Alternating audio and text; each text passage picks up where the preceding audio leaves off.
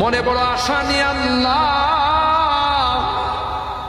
তোমার শাহী দরবারে ভিক্ষুকের মতো হাত বাড়াইলাম। তুমি যদি ক্ষমা না করো, কে আমাদেরকে ক্ষমা করবে? কে আমাদের মাফ করবে?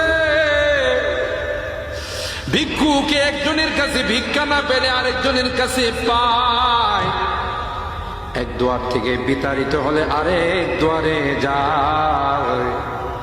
তোমার দরবার থেকে যদি মাহরুম হয়ে যায়, বিতাড়িত হয়ে যায়,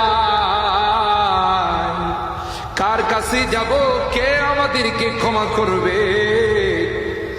মালিক রে, কাঙ্গালের মতো হাত বাড়াইলাম।